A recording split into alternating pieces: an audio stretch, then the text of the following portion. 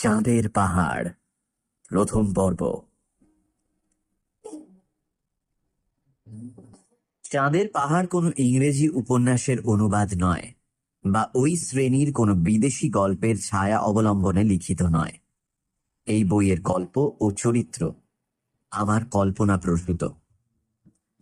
তবে আফ্রিকার বিভিন্ন অঞ্চলের ভৌগোলিক সংস্থান ও প্রাকৃতিক দৃশ্যের বর্ণনাকে প্রকৃত অবস্থার অনুযায়ী করবার জন্য আমি স্যার H.H. জনস্টন, রোসিটা ফোর্বস প্রভৃতি কয়েকজন বিখ্যাত ভ্রমণকারীর গ্রন্থের সাহায্য গ্রহণ করেছি।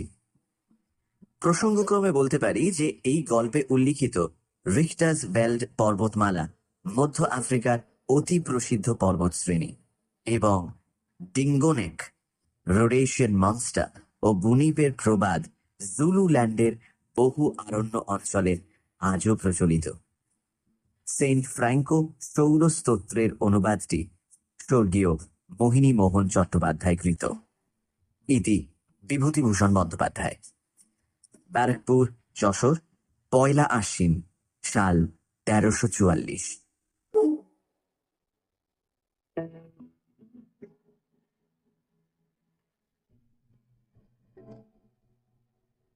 শঙ্কর একেবারে অজপাড়া গায়ের ছেলে। এইবার সে সবে FA পাশ দিয়ে গ্রামে বসেছে। কাজের মধ্যে সকালে বন্ধু বান্ধবদের বাড়িতে গিয়ে আড্ডা দেওয়া, দুপুরে আহারান্তের লম্বা ঘুম, আর বিকেলে পালঘাটের বাঁওড়ে মাছ ধরতে যাওয়া। সারা বৈশাখ এভাবে কাটাবার পর একদিন তার মা ডেকে বললেন, শোন, একটা কথা বলি শঙ্কর, তোর বাবার শরীর ভালো নয়। এই অবস্থায় এত পড়াশোনা হবে কি করে বল? কে খরচ দেবে? এবার একটা কিছু যা হোক কাজের চেষ্টা দেখ। মায়ের কথাটা শঙ্করকে ভাবিয়ে তুলল। সত্যি তার বাবার শরীর আজ কমাস থেকে খুব খারাপ যাচ্ছে। কলকাতার খরচ দেওয়া তার পক্ষে ক্রমেই অসম্ভব হয়ে উঠছে। অথচ করবেই বা কি শঙ্কর? এখন কি তাকে কেউ চাকরি দেবে? চেনেই বা সে কাকে? আমরা যে সময়ের কথা বলছি, ইউরোপের মহাযুদ্ধ বাদতে তখনও 5 বছর দেরি। 1909 সালের কথা। তখন চাকরির বাজার এতটা খারাপ ছিল না। শঙ্করদের গ্রামের এক ভদ্রলোক শ্যামনগর না নৈহাটিতে পাটের কলে চাকরি করতেন। শঙ্করের মা তার স্ত্রীকে ছেলের চাকরির কথা বলে এলেন, যাতে তিনি স্বামীকে বলে শঙ্করের জন্য পাটের কলে একটা কাজ জোগাড় করে দিতে পারেন। ভদ্রলোক পরদিন বাড়ি বয়ে বলতে এলেন যে শঙ্করের চাকরির জন্য তিনি সাধ্যমতো চেষ্টা করবেন। শঙ্কর সাধারণ ধরনের ছেলে নয়। স্কুলে পড়বার সময় সে বরাবর খেলাধুলোতে প্রথম হয়ে এসেছে। সেবার মহকুমার এক্সিবিশনের সময় হাই জাম্পে সে প্রথম স্থান অধিকার করে মেডেল পায়। ফুটবলে অমন সেন্টার ফরওয়ার্ড ও অঞ্চলে তখন কেউ ছিল না। সাঁতার দিতে তার চুরি মেলা ভার। গাছে উঠতে, ঘোড়ায় চড়তে, বক্সিংয়ে সে অত্যন্ত নিপুণ। কলকাতায় পড়বার সময় YMCA-তে সে রীতিমতো বক্সিং অভ্যেস করেছে। এইসব কারণে পরীক্ষায় সে তত ভালো করতে পারেনি। 2য় বিভাগে উত্তীর্ণ হয়েছিল। কিন্তু তার একটা বিষয়ে অদ্ভুত জ্ঞান ছিল। তার বাতিক ছিল যত রাজ্যের ম্যাপ ঘাঁটা ও বড় বড় ভূগোলের বই পড়া। ভূগোলের অঙ্ক কষতে সে খুব মজবুত। আমাদের দেশের আকাশে যেসব নক্ষত্রমণ্ডল ওঠে তা সে প্রায় সবই চেনে। ওটা কালপুরুষ, ওটা সপ্তর্ষি, ওটা ক্যাসিওপিয়া, আর ওইটা বৃশ্চিক। কোন মাসে কোনটা ওঠে, কোন দিকে ওঠে, সব ওর নখদর্পণে। আকাশের দিকে চেয়ে তখনই বলে দেবে। আমাদের দেশের বেশি ছেলে যে এসব জানে না, এ কথা নিঃসন্দেহে বলা যেতে পারে। এবার পরীক্ষা দিয়ে কলকাতা থেকে আসবার সময় সে একরাশ ওই সব বই কিনে এনেছে। নির্জনে বসে প্রায়ই পড়ে, আর কি ভাবে ওই জানে। তারপরে এলো তার বাবার অসুখ। সংসারের দারিদ্র্য এবং সঙ্গে সঙ্গে মায়ের মুখে পাটকলে চাকরি নেওয়ার জন্য অনুরোধ। কি করবে সে? সে নিতান্ত নিরুপায়।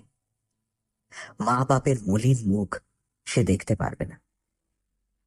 অগত্যা তাকে পাটের কলেই চাকরি নিতে হবে। কিন্তু জীবনের স্বপ্ন তাহলে ভেঙে যাবে, তাও সে যে না বোঝে এমন নয়। ফুটবলের নাম করা সেন্টার ফরওয়ার্ড, জেলার হাই জাম্প চ্যাম্পিয়ন, নামজাদা সাঁতারু শঙ্কর হবে কিনা শেষে পাটের কলের বাবু। নিকেলের বইয়ের আকারের কৌটোতে খাবার কি পান নিয়ে ঝাড়ন পকেটে করে তাকে সকালবেলা ভোঁ বাজতেই ছুটতে হবে কলে, আবার 12টার সময় এসে দুটো খেয়ে নিয়ে আবার রওনা। ওদিকে সেই 6টার ভোঁ বাজলে ছুটে। তার তরুণ তাজা মন এর কথা ভাবতেই পারে না, যে ভাবতে গেলেই তার সারা দেহ মন বিদ্রোহী হয়ে ওঠে। রেসের ঘোড়া শেষকালে ছ্যাঁকড়া গাড়ি টানতে যাবে। সন্ধ্যার বেশি দেরি নেই। নদীর ধারে নির্জনে বসে বসে শঙ্কর এইসব কথাই ভাবছিল। তার মন উড়ে যেতে চায় পৃথিবীর দূর দূর দেশে, শত দুঃসাহসিক কাজের মাঝখানে। লিভিংস্টোন, স্ট্যানলির মতো, Harry Johnston, Marco Polo, Robinson ক্রুসোর মতো। এর জন্য ছেলেবেলা থেকে সে নিজেকে তৈরি করেছে। যদিও এই কথা ভেবে দেখেনি অন্য দেশের ছেলেদের পক্ষে যা ঘটতে পারে, বাঙালি ছেলেদের পক্ষে তা ঘটা একরকম অসম্ভব। তারা তৈরি হয়েছে কেরানি, স্কুলমাস্টার, ডাক্তার বা উকিল হওয়ার জন্য। অজ্ঞাত অঞ্চলের অজ্ঞাত পথে পাড়ি দেওয়ার আশা তাদের পক্ষে নিতান্তই দুরাশা। প্রদীপের মৃদু আলোয় সেদিন রাত্রে ও ওয়েস্টমার্কের বড় ভূগোলের বইখানা খুলে পড়তে বসেন। এই বইখানার একটা জায়গা তাকে বড় মুগ্ধ করে। সেটা হচ্ছে প্রসিদ্ধ জার্মান ভূপর্যটক অ্যান্টন হাউফম্যান লিখিত আফ্রিকার একটা বড় পর্বত, মাউন্টেন অফ দ্য মুন, মানে চাঁদের পাহাড় আরোহণের অদ্ভুত বিবরণ। কতবার সে এটা পড়েছে, পড়বার সময় কতবার ভেবেছে হ্যাঁ হাউফম্যানের মতো সেও একদিন যাবে মাউন্টেন অফ দ্য মুন জয় করতে। স্বপ্ন। সত্যিকারের চাঁদের পাহাড় দূরের জিনিসই চিরকাল। চাঁদের পাহাড় বুঝি পৃথিবীতে নামে? সে রাত্রে বড় অদ্ভুত এক স্বপ্ন দেখল সে। চার ধারে ঘন বাঁশের জঙ্গল, বুনো হাতির দল মড়মড় করে বাঁশ ভাঙছে। সে আর একজন কে তার সঙ্গে, দুজনে একটা প্রকাণ্ড পাহাড়ে উঠেছে। চার ধারে দৃশ্য ঠিক হাউফম্যানের লেখা মাউন্টেন অফ দ্য মুনের দৃশ্য। সেই ঘন বাঁশ বন, সেই পরগাছা ঝোলানো বড় বড় গাছ, নিচে পচা পাতার রাশ, মাঝে মাঝে পাহাড়ের খালি গা, আর দূরে গাছপালার ফাঁকে জ্যোৎস্নায় ধোয়া সাদা ধবধবে চির তুষারে ঢাকা পর্বত শিখরটি এক একবার দেখা যাচ্ছে, এক একবার বনের আড়ালে চাপা পড়ছে। পরিষ্কার আকাশে দু একটা তারা এখানে ওখানে।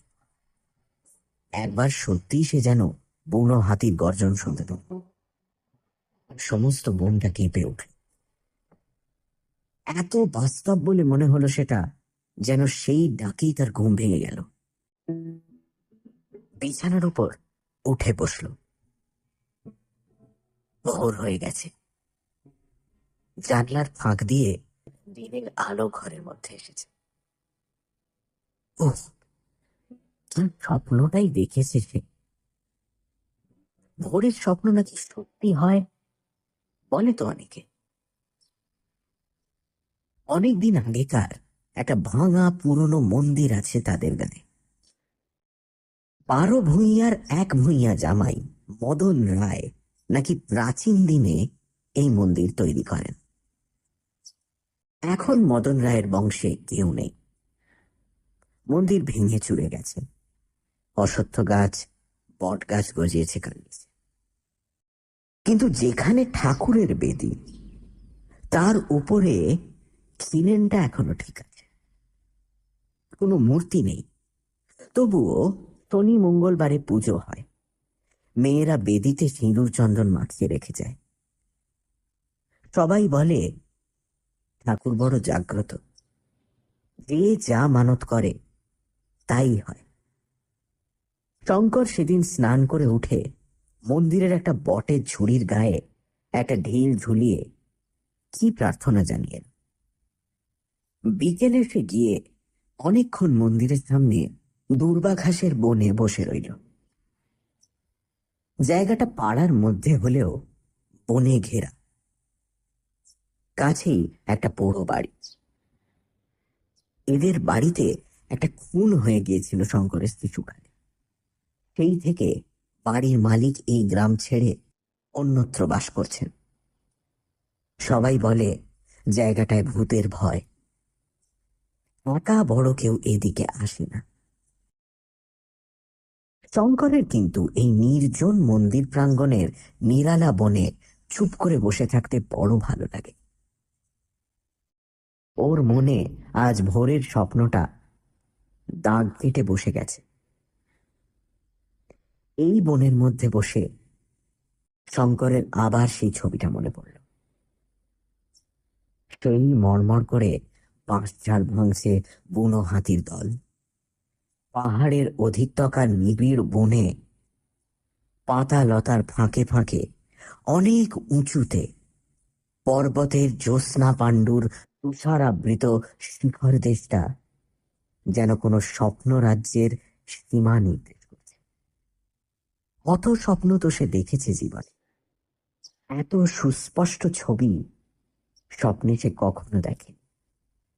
এমন গভীর রেখাপাত করেনি কোনো স্বপ্ন তার মনে।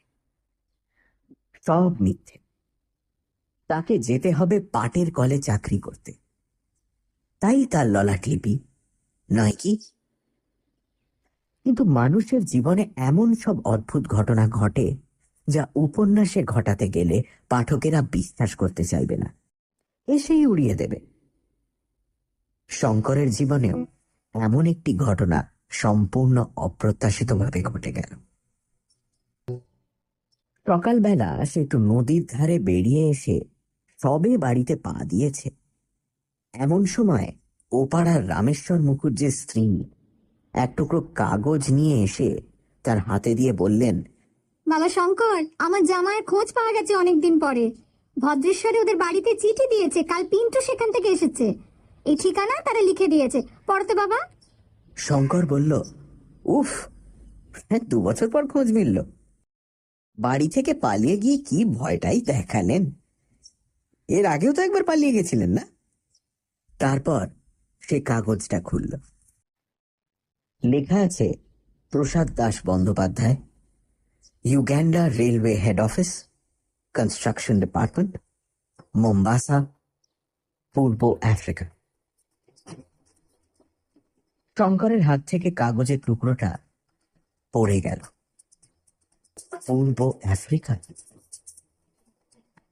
পালিয়ে মানুষ এত দূর যায়? তবে সে জানে ননিবালা দিদির এই স্বামী অত্যন্ত একরোখা, ডানপিটে ও ভবঘুরে ধরনের। একবার এই গ্রামেই তার সঙ্গে শঙ্করের আলাপও হয়েছিল।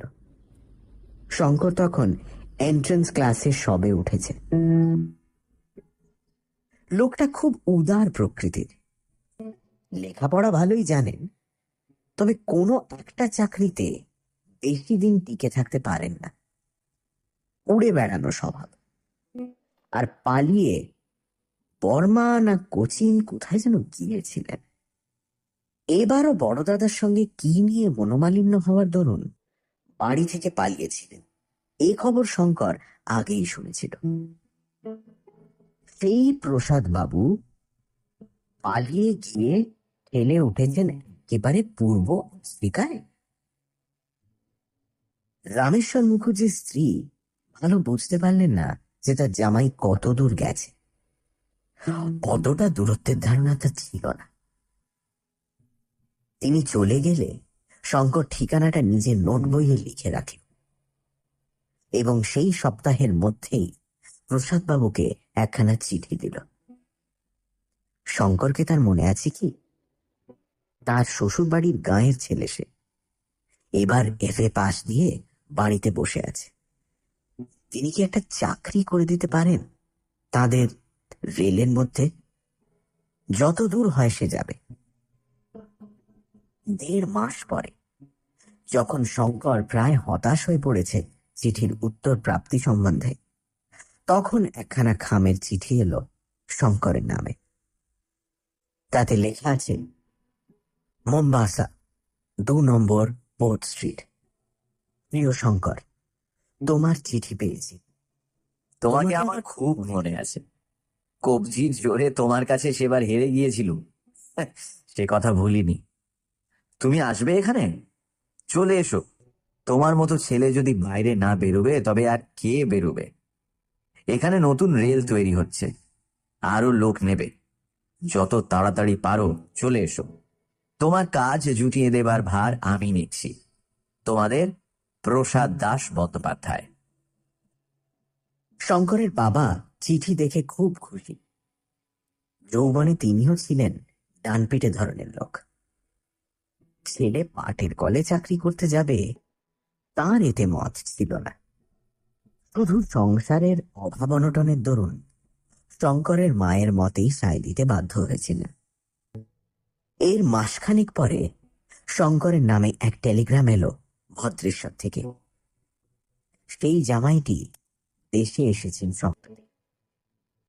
শঙ্কর যেন গিয়ে তার সঙ্গে দেখা করে টেলিগ্রাম পেয়ে। তিনি আবার মোম্বাসায় ফিরবেন 3-20 মধ্যে। শঙ্করকে তাহলে সঙ্গে করে তিনি নিয়ে যেতে পারেন।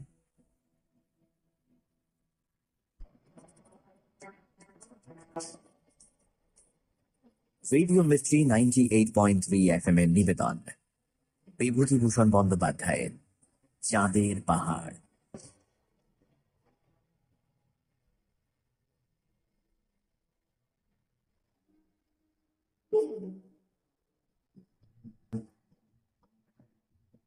রেডিও মির্চি 98.3 FM এ চাঁদের পাহাড়, আজ প্রথম পর্ব, রাত 9টা থেকে।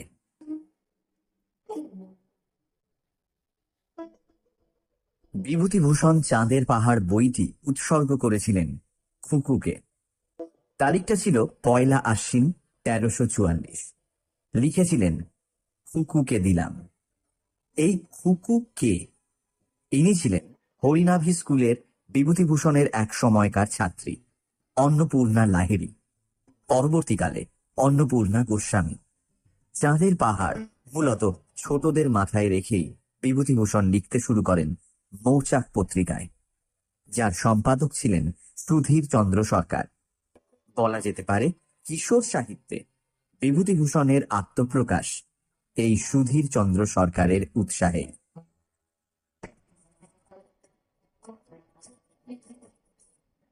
রেডিও মিস্ট্রি 98.3 FM এর নিবেদন বিভূতিভূষণ বন্দ্যোপাধ্যায়ের চাঁদের পাহাড়।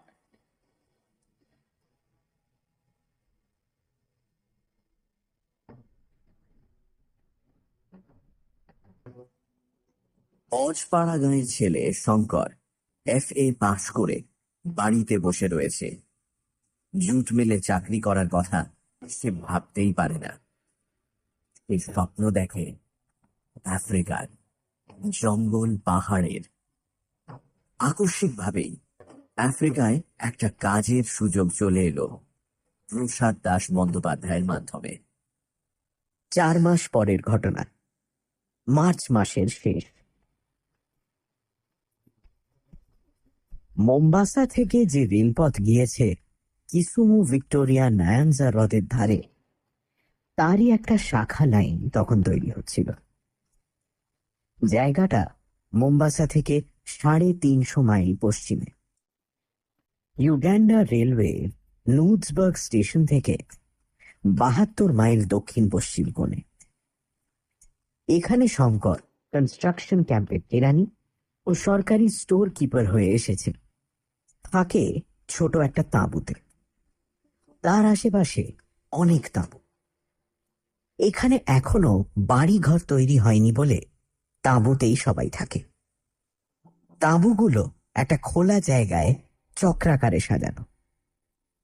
তার চারধার ঘিরে বহু দূর ব্যাপী মুক্ত প্রান্তর, লম্বা লম্বা ঘাসে ভরা, মাঝে মাঝে গাছ। তাঁবুগুলোর ঠিক গায়ে খোলা জায়গার শেষ সীমায় একটা বড় বাওবাব গাছ, আফ্রিকার বিখ্যাত গাছ। শঙ্কর কতবার ছবিতে দেখেছে, এবার সত্যিকার বাওবাব দেখে শঙ্করের যেন আঁশ মেটে না। নতুন দেশ, শঙ্করের তরুণ তাজা মন। সে ইউগান্ডার এই নির্জন মাঠ ও বনে নিজের স্বপ্নের সার্থকতাকে যেন খুঁজে পেল।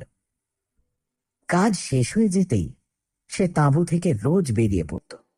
যেদিকে দু চোখ যায় সেদিকে বেড়াতে বের হতো। পূবে, পশ্চিমে, দক্ষিণে, উত্তরে সব দিকেই লম্বা লম্বা ঘাস। কোথাও মানুষের মাথা সমান উঁচু, কোথাও তার চেয়েও উঁচু। কনস্ট্রাকশন তাঁবুর ভারপ্রাপ্ত ইঞ্জিনিয়ার সাহেব একদিন শঙ্করকে ডেকে বললেন, শোনো রায়, ওরকম এখানে বেরিও না।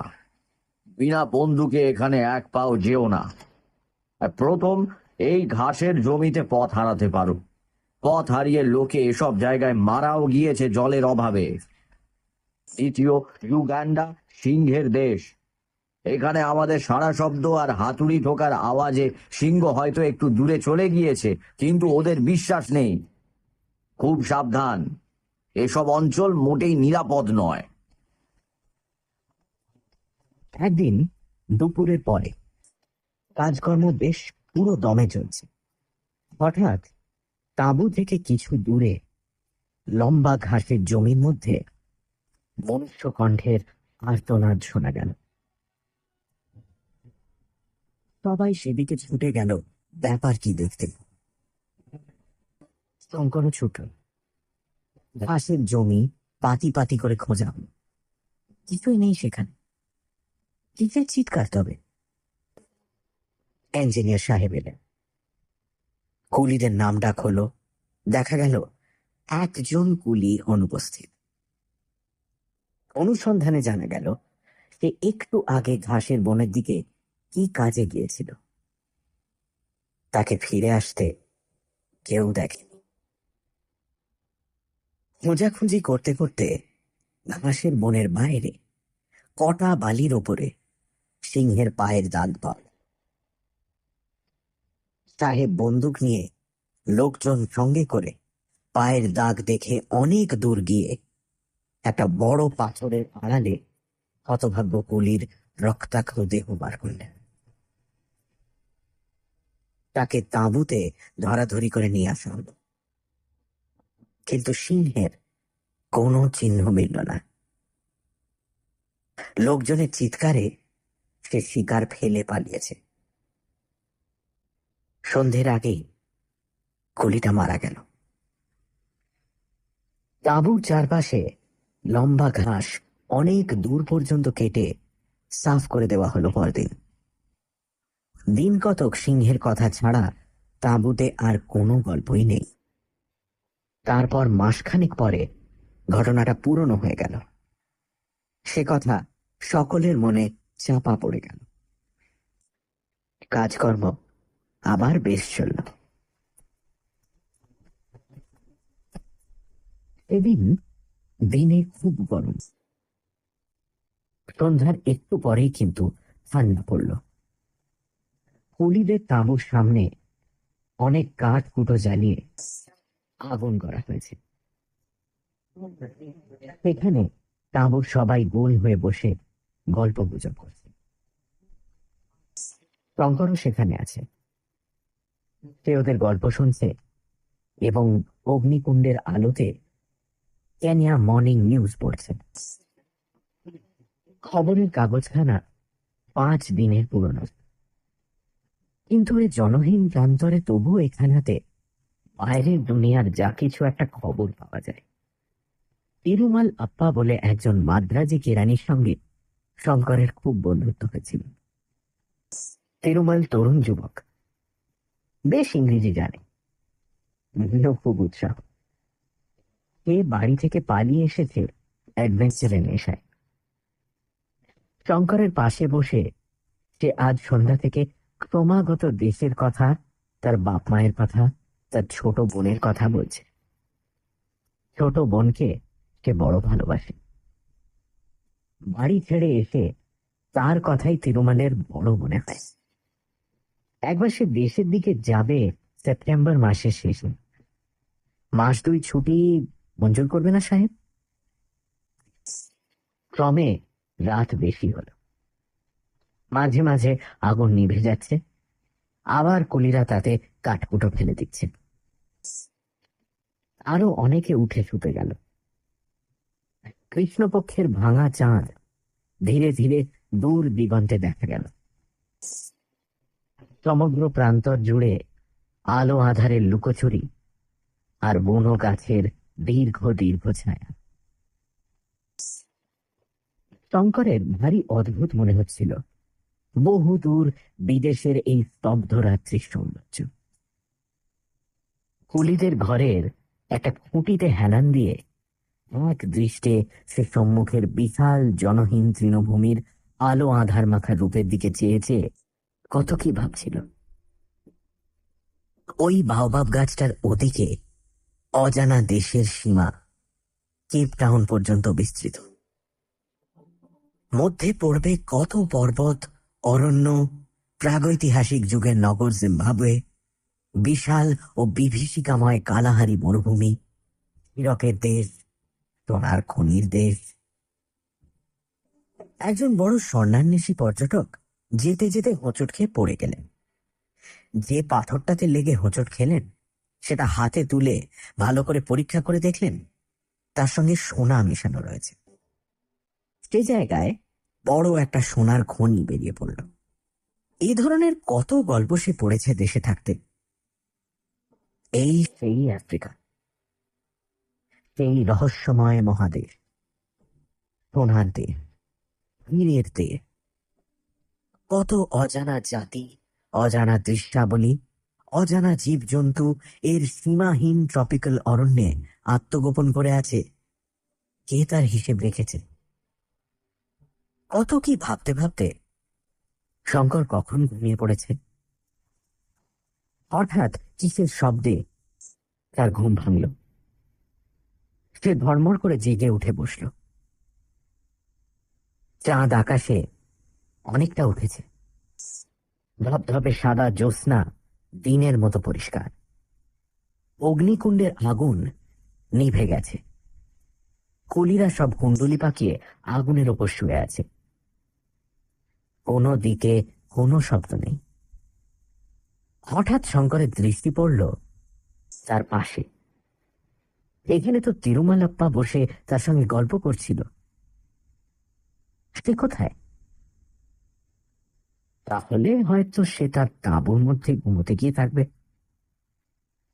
শঙ্করও নিজে উঠে শুতে যাবে উদ্যোগ করছে, এমন সময় অল্প দূরেই পশ্চিম কোণে মাঠের মধ্যে ভীষণ সিংহ গর্জন শুনতে পাওয়া গেল। রাত্রির অস্পষ্ট জ্যোৎস্নালোক যেন কেঁপে উঠল সে গর্জনে। কুলিরা ধর্মর করে জেগে উঠল।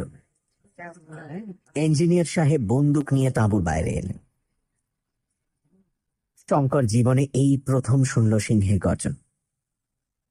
সেই দিক দিশাহীন তৃণভূমির মধ্যে শেষ রাত্রের জ্যোৎস্নায় সে গর্জন যে কি এক অনির্দিষ্ট অনুভূতি তার মনের মধ্যে জাগালো, তা ভয় নয়, সে এক রহস্যময় ও জটিল মনোভাব। একজন বৃদ্ধ মাসাই কুলি ছিল তাঁবুতে। সে বলল, সিংহ লোক মেরেছে। লোক না মারলে এমন গর্জন করবে না। তাঁবুর ভেতর থেকে তিরুমালের সঙ্গী এসে হঠাৎ জানালো, তিরুমালের বিছানা শূন্য। তাঁবুর মধ্যে কোথাও সে নেই। কথাটা শুনে সবাই চমকে উঠল। শঙ্কর নিজে তাঁবুর মধ্যে ঢুকে দেখে এলো সত্যিই সেখানে কেউ নেই। তখনই কুলিরা আলো জেলে লাঠি নিয়ে বেরিয়ে পড়ল। সব তাঁবুগুলোতে খোঁজ করা হলো, নাম ধরে চিৎকার করে ডাকাডাকি করলো সবাই মিলে। তিরুমালের কোনো সাড়া মিলল না। তিরুমাল যেখানটাতে শুয়েছিল সেখানটাতে ভালো করে দেখা হলো। তখন কোনো একটা ভারী জিনিসকে টেনে নিয়ে যাওয়া দাগ মাটির ওপর সুস্পষ্ট। ব্যাপারটা বুঝতে কারোর দেরি হলো না। বাওবাব গাছের কাছে তিরুমালের জামার হাতার খানিকটা টুকরো পাওয়া গেল। ইঞ্জিনিয়ার সাহেব বন্দুক নিয়ে আগে আগে চললেন, শঙ্কর তার সঙ্গে চলল। কুলিরা তাদের অনুসরণ করতে লাগল। সেই গভীর রাত্রে তাঁবু থেকে দূরে মাঠের চারিদিকে অনেক জায়গায় খোঁজা হলো। তিরুমালের দেহের কোনো সন্ধান মিলল না। এবার আবার সিংহ গর্জন শোনা গেল, কিন্তু দূরে, যেন এই নির্জন প্রান্তরের অধিষ্ঠাত্রী কোনো রহস্যময়ী রাক্ষসীর বিকট চিৎকার। মাসাই কুলিটা বলল, সিংহ দেহ নিয়ে চলে যাচ্ছে, কিন্তু ওকে নিয়ে আমাদের ভুগতে হবে। আরো অনেকগুলো মানুষ ও ঘায়েল না করে ছাড়বে না। সবাই সাবধান, যে সিংহ একবার মানুষ খেতে শুরু করে সে অত্যন্ত দ্রুত হয়ে ওঠে। রাত যখন প্রায় 3টে, তখন সবাই ফিরল তাঁবুতে। বেশ ফুটফুটে জ্যোৎস্নায় সারা মাঠ আলো হয়ে উঠেছে। আফ্রিকার এই অংশে পাখি বড় একটা দেখা যায় না দিনের বেলা, কিন্তু এক ধরনের রাত্রিচর পাখির ডাক শুনতে পাওয়া যায় রাত্রে। সে সুর অপার্থিব ধরনের মিষ্টি। এইমাত্র সেই পাখি কোন গাছের মাথায় বহু দূরে ডেকে উঠল। মনটা এক মুহূর্তে উদাস করে দেয়। শঙ্কর ঘুমোতে গেল না। সবাই তাঁবুর মধ্যে শুতে গেল, কারণ পরিশ্রম কারোর কম হয়নি। তাঁবুর সামনে কাঠ হুটো জ্বালিয়ে প্রকাণ্ড অগ্নিকুণ্ড করা হলো। শঙ্কর সাহস করে বাইরে বসতে অবশ্যই পারল না। এরকম দুঃসাহসের কোনো অর্থ হয় না। তবে সে নিজের খড়ের ঘরে শুয়ে জানলা দিয়ে বিস্তৃত জ্যোৎস্নালোকিত অজানা প্রান্তরের দিকে চেয়ে রইল। মনে কি এক অদ্ভুত ভাব। তিরুমালের অদৃষ্ট লিপি এই জন্যই বোধহয় তাকে আফ্রিকায় টেনে এনেছিল। তাকেই বা কি জন্য এখানে এনেছে তার অদৃষ্ট, কে জানে তার খবর।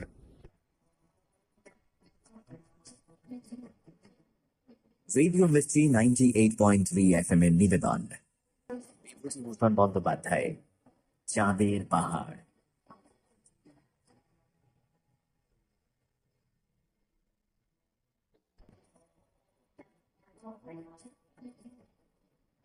রেডিও মিস্ট্রি 98.3 FM এর নিবেদন, বিভূতিভূষণ বন্দ্যোপাধ্যায়, চাঁদের পাহাড়।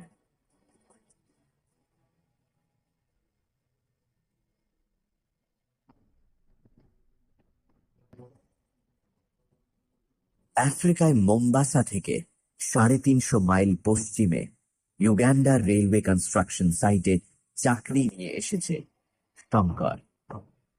একদিন দুপুরে হঠাৎই সেখানে মানুষের আর্তনাদ শোনা গেল। সিংহের আক্রমণে একটা মাসাই কুলি প্রাণ হারালো। আফ্রিকা অদ্ভুত সুন্দর দেখতে, কিন্তু আফ্রিকা ভয়ঙ্কর। দেখতে বাবলা বনে ভর্তি বাংলাদেশের মাঠের মতো দেখালে কি হবে?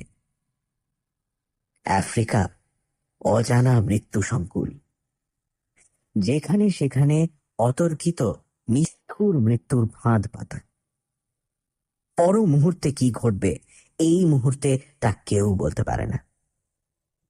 আফ্রিকা প্রথম বলি গ্রহণ করেছে তরুণ হিন্দু যুবক তিরুমলকে। সে বলি চায়। তিরুমল তো গেল। সঙ্গে সঙ্গে ক্যাম্পে পরদিন থেকে এমন অবস্থা হয়ে উঠল যে আর সেখানে সিংহের উপদ্রবে থাকা যায় না। মানুষ খেকো সিংহ অতি ভয়ানক জানোয়ার। যেমন সে ধূর্ত তেমনি সাহসী। সন্ধ্যা তো দূরের কথা, দিনের বেলায় একা বেশি দূর যাওয়া যায় না। সন্ধ্যার আগে তাঁবুর মাঠে নানা জায়গায় বড় বড় আগুনের কুণ্ড করা হয়।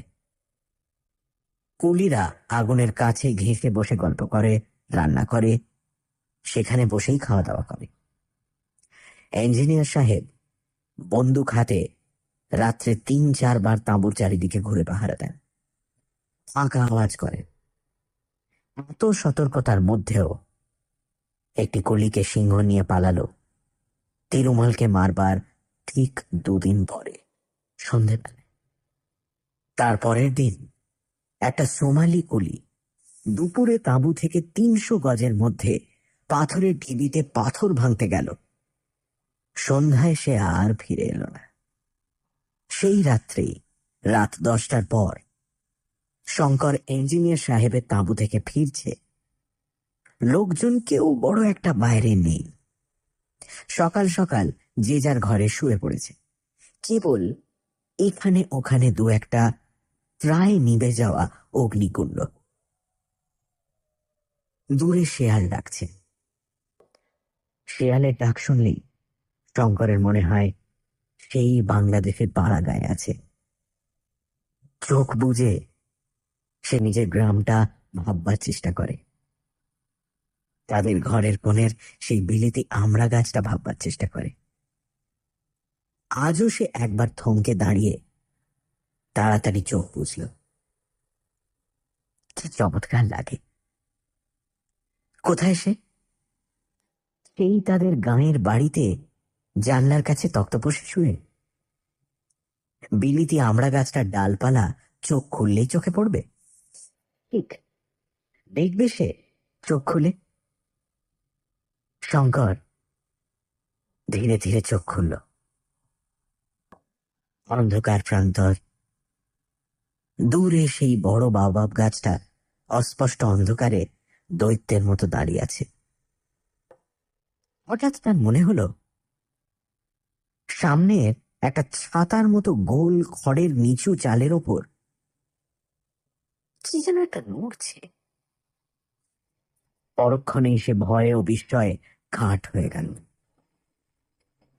প্রকাণ্ড একটা সিংহ খড়ের চাল থাবা দিয়ে খুঁচিয়ে গর্ত করবার চেষ্টা করছে।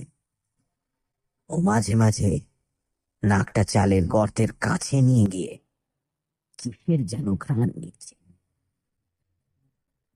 তার কাছ থেকে চালটার দূরত্ব বড় জোর 20 হাত। শঙ্কর বুঝল সে ভয়ানক বিপদগ্রস্ত। সিংহ চালার খড় খুঁজিয়ে গর্ত করতে ব্যস্ত। সেখান দিয়ে ঢুকে সে মানুষ নেবে।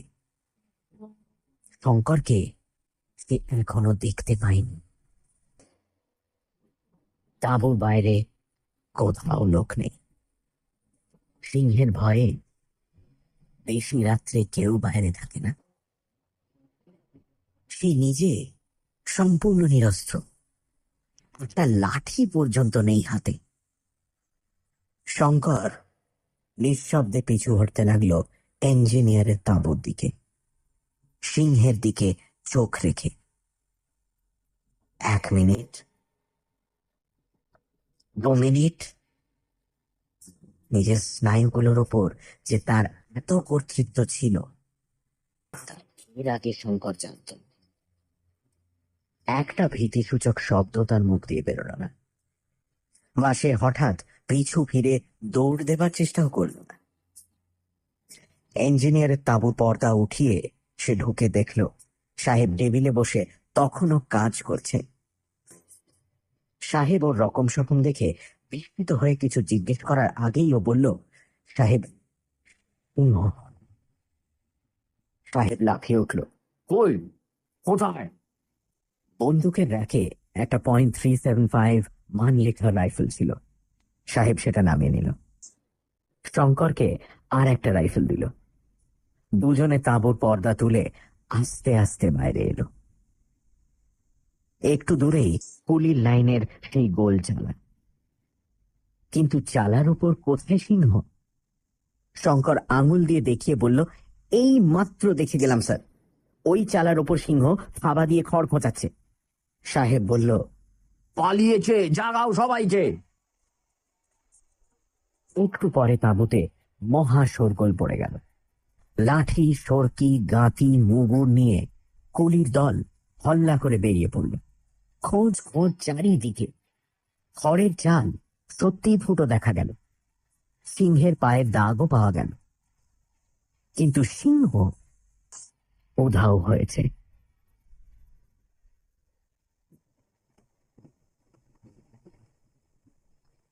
আগুনের কুণ্ডে বেশি করে কাঠ ও শুকনো খড় ফেলে আগুন আবার জ্বালানো হলো।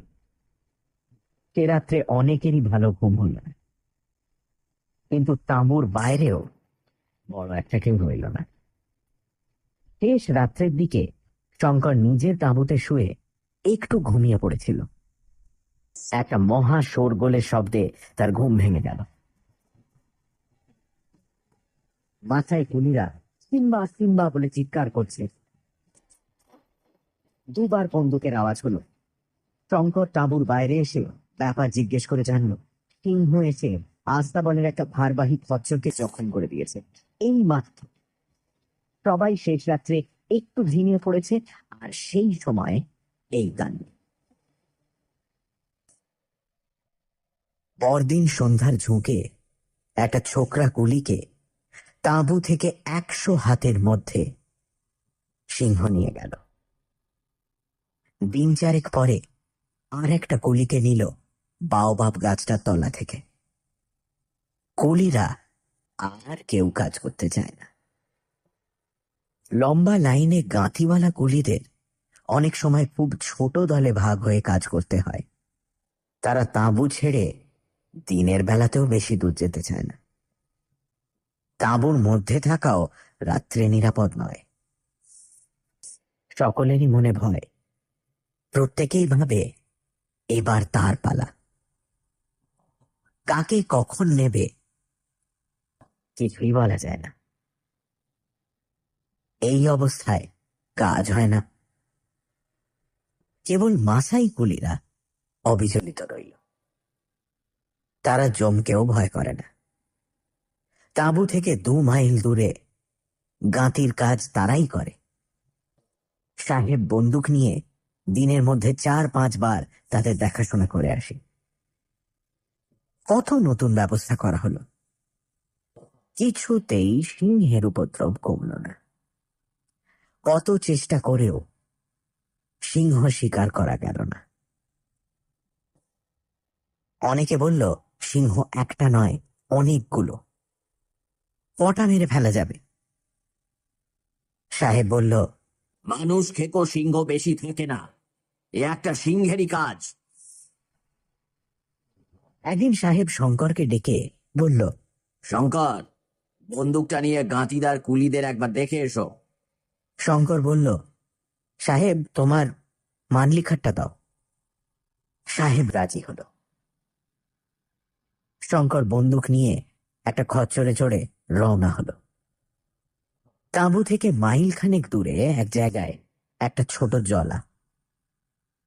শঙ্কর দূর থেকে জলাটা যখন দেখতে পেয়েছে তখন বেলা প্রায় 3টে। কেউ কোনো দিকে নেই। রোদের ঝাঁঝ মাঠের মধ্যে তাপ তরঙ্গের সৃষ্টি করছে। হঠাৎ খচ্চর থমকে দাঁড়িয়ে গেল। আর কিছুতেই সেটা এগোতে চায় না। শঙ্করের মনে হলো জায়গাটার দিকে যেতে খচ্চরটা ভয় পাচ্ছে। একটু পরে পাশের ঝোপে কি যেন একটা নড়ল,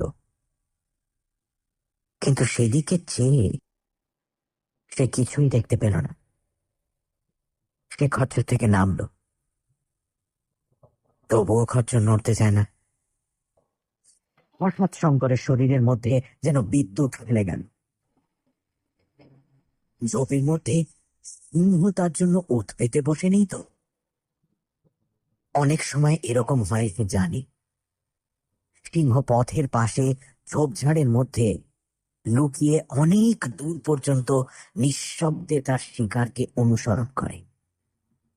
নির্জন স্থানে সুবিধে বুঝে তার ঘাড়ের ওপর লাফিয়ে পড়ে। যদি তাই হয়, শঙ্কর খচ্চরটাকে নিয়ে আর এগিয়ে যাওয়া উচিত বলে মনে করল না। ভাবলো, তাঁবুতে ফিরে যাই। সবে সে তাঁবুর দিকে খচ্চরের মুখ ঘুরিয়েছে, এমন সময় আবার ঝোপের মধ্যে গিয়ে ফেলল। সঙ্গে সঙ্গে ভয়ানক সিংহ গর্জন এবং একটা ধূসর বর্ণের বিরাট দেহ সশব্দে খচ্চরের ওপর এসে পড়ল। শঙ্কর তখন হাত চারেক এগিয়ে আছে। সে তখনই ফিরে দাঁড়িয়ে বন্দুক পৌঁছিয়ে উপরি উপরি দুবার গুলি করল। গুলি লেগেছে কিনা বোঝা গেল না, কিন্তু তখন খচ্চর মাটিতে লুটিয়ে পড়েছে। ধূসর বর্ণের জানোয়ারটা পলাতক। শঙ্কর পরীক্ষা করে দেখল, খচ্চরের কাঁধের কাছে অনেকটা মাংস ছিন্ন ভিন্ন। রক্তে মাটি ভেসে যাচ্ছে। যন্ত্রণায় সে ছটফট করছে। শঙ্কর এক গুলিতে তার যন্ত্রণার অবসান করল। তারপর সে তাঁবুতে ফিরে গেল। সাহেব বলল, সিংহ নিশ্চয়ই জখম হয়েছে। বন্দুকের গুলি যদি গায়ে লাগে তবে দস্তুর মতো জখম তাকে হতেই হবে। কিন্তু গুলি লেগেছিল তো? শঙ্কর বলল, গুলি লাগালাগির কথা সে বলতে পারবে না। বন্দুক ছুঁড়েছিল, এই মাত্র কথা। লোকজন নিয়ে খোঁজাখুঁজি করে 2-3 দিনেও কোনো আহত বা মৃত সিংহের সন্ধান পাওয়া গেল না। জুন মাসের প্রথম থেকে বর্ষা নামল। কতকটা সিংহের উপদ্রবের জন্য, কতকটা বা জলাভূমির সান্নিধ্যের জন্য জায়গাটা অস্বাস্থ্যকর হওয়ায় তাঁবু ওখান থেকে উঠে গেল। শঙ্করকে আর কনস্ট্রাকশন তাঁবুতে থাকতে হলো না। কিসুমু থেকে প্রায় 30 মাইল দূরে একটা ছোট স্টেশনে সে স্টেশন মাস্টারের কাজ পেয়ে জিনিসপত্র নিয়ে সেখানেই চলে গেল।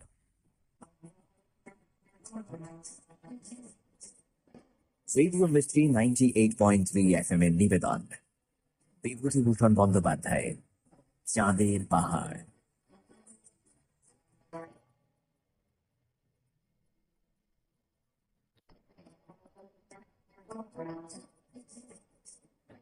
রেডিও মিস্ট্রি 98.3 FM এর নিবেদন বিভূতিভূষণ বন্দ্যোপাধ্যায়ের চাঁদের পাহাড়।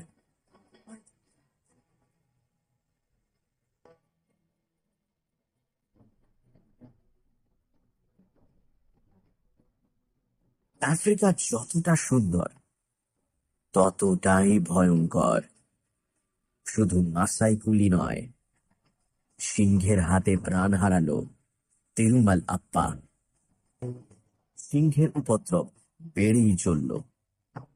একদিন শঙ্কর সিংহের প্রায় মুখোমুখি, একটুর জন্য বেঁচে গেল।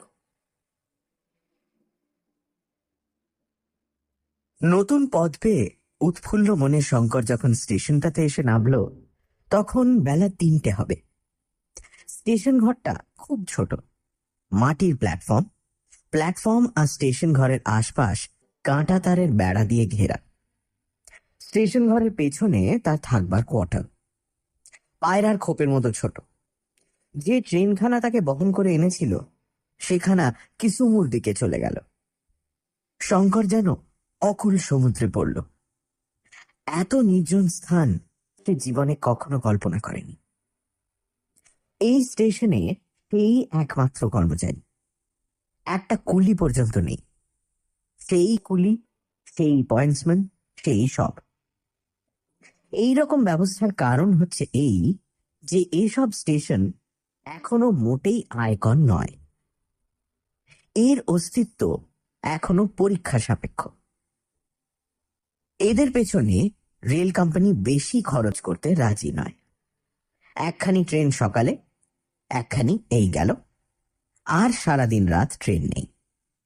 সুতরাং তার হাতে প্রচুর অবসর আছে। চার্জ বুঝে নিতে হবে, এই যা একটু কাজ। আগের স্টেশন মাস্টারটি গুজরাটি, বেশ ইংরেজি জানে। সে নিজের হাতে চা করে নিয়ে এলো। চার্জ বোঝাবার বেশি কিছু নেই। গুজরাটি ভদ্রলোক তাকে পেয়ে খুব খুশি। ভাবে বোধ হলো সে কথা বলবার সঙ্গী পায়নি অনেকদিন। দুজনে প্ল্যাটফর্মের এদিক ওদিক পায়াচারি করল। শঙ্কর বলল, কাঁটাতারের বেড়া দিয়ে ঘেরা কেন? গুজরাটি ভদ্রলোক বলল, ও কিছু নয়, নির্জন জায়গা, তাই। শঙ্করের মনে হলো কি একটা কথা লোকটা গোপন করে গেল। শঙ্করও আর পিড়াপিড়ি করল না। রাত্রে ভদ্রলোক রুটি গড়ে শঙ্করকে খাবার নিমন্ত্রণ করলেন। খেতে বসে হঠাৎ লোকটি চেঁচিয়ে উঠলেন, এই যা, ভুলে গেছি। কি হলো?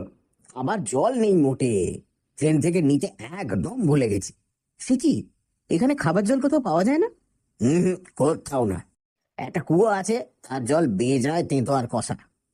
সে জলে বাসন মাজা ছাড়া অন্য কোনো কাজ হয় না। খাবার জল ট্রেন থেকে দিয়ে যায়। বেশ জায়গা বটে, খাবার জল নেই, মানুষজন নেই, এখানে স্টেশন করেছে কেন শঙ্কর বুঝতে পারল না। পরদিন সকালে ভূতপূর্ব স্টেশন মাস্টার চলে গেলেন।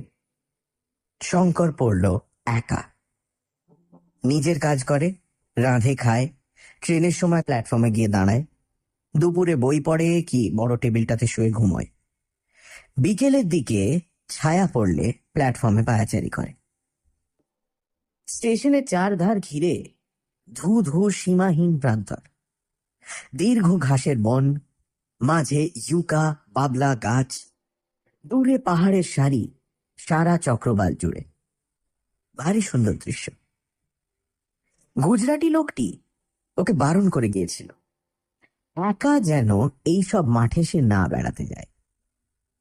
শঙ্কর বলেছিল, কেন? সে প্রশ্নের সন্তোষজনক উত্তর গুজরাটি ভদ্রলোকটির কাছ থেকে পাওয়া যায়নি। কিন্তু তার উত্তর অন্যদিক থেকে সে রাত্রেই মিলল। রাত বেশি না হতেই আহারাদি সেরে শঙ্কর স্টেশন ঘরের বাতি জ্বালিয়ে বসে ডায়েরি লিখছে। স্টেশন ঘরেই সে শোবে। সামনের কাঁচ বসানো দরজাটি বন্ধ আছে, কিন্তু আগল দেওয়া নেই। শব্দ শুনে সে দরজার দিকে চেয়ে দেখে, দরজার ঠিক বাইরে কাঁচে নাক লাগিয়ে প্রকাণ্ড সিংহ। শঙ্কর কাঠের মতো বসে রইল। দরজা একটু জোর করে ঠেললেই খুলে যাবে। সেও সম্পূর্ণ নিরস্ত্র। টেবিলের ওপর কেবল কাঠের রুলটা মাত্র আছে। সিংহটা কিন্তু কৌতুকের সঙ্গে শঙ্কর ও টেবিলের কেরোসিন বাতির দিকে চেয়ে চুপ করে দাঁড়িয়ে রইল। খুব বেশিক্ষণ ছিল না, হয়তো মিনিট দুই। কিন্তু শঙ্করের মনে হলো সে আর সিংহটা কতকাল ধরে পরস্পর পরস্পরের দিকে চেয়ে দাঁড়িয়ে রয়েছে। তারপর সিংহ ধীরে ধীরে অনাসক্তভাবে দরজা থেকে সরে গেল। শঙ্কর হঠাৎ যেন চেতনা ফিরে পেল। সে তাড়াতাড়ি গিয়ে দরজার আগলটা তুলে দিল। এতক্ষণে সে বুঝতে পারল স্টেশনের চারিদিকে কাঁটা তারের বেড়া কেন। কিন্তু শঙ্কর একটু ভুল করেছিল। সে আংশিকভাবে বুঝেছিল মাত্র। বাকি উত্তরটা পেতে দু একদিন বিলম্ব ছিল। সেটা এলো অন্য দিক থেকে। পরদিন সকালে ট্রেনের গার্ডকে সে রাত্রের ঘটনা বলল। গার্ড লোকটি ভালো, সব শুনে বলল, এসব অঞ্চলে সর্বত্রই এমন অবস্থা। এখান থেকে 12 মাইল দূরে তোমার মতো আরেকটা ছোট স্টেশন আছে, সেখানেও এই দশা। এখানে তো যা কাণ্ড। সে কি একটা বলতে যাচ্ছিল, কিন্তু হঠাৎ কথা বন্ধ করে ট্রেনে উঠে পড়ল। যাবার সময় চলন্ত ট্রেন থেকে বলে গেল, সাবধানে থেকো শঙ্কর। শঙ্কর চিন্তিত হয়ে পড়ল। এরা কি কথাটা চাপা দিতে চায়? সিংহ ছাড়া আরো কিছু আছে নাকি? যাই হোক, সেদিন থেকে শঙ্কর প্ল্যাটফর্মে স্টেশন ঘরের সামনে রোজ আগুন জ্বালিয়ে রাখে। সন্ধ্যার আগে দরজা বন্ধ করে স্টেশন ঘরে ঢোকে। অনেক রাত পর্যন্ত বসে পড়াশোনা করে, ডায়েরি লেখে। রাত্রের অভিজ্ঞতা অদ্ভুত। বিস্তৃত প্রান্তরে ঘন অন্ধকার নামে। প্ল্যাটফর্মে ইউকা গাছটার ডালপালার মধ্যে দিয়ে রাত্রির বাতাস বেঁধে কেমন একটা শব্দ হয়। মাঠের মধ্যে প্রহরে প্রহরে শেয়াল ডাকে। এক একদিন গভীর রাতে দূর থেকে সিংহের গর্জন শুনতে পাওয়া যায়। অদ্ভুত জীবন। বিভূতিভূষণ বন্দ্যোপাধ্যায়ের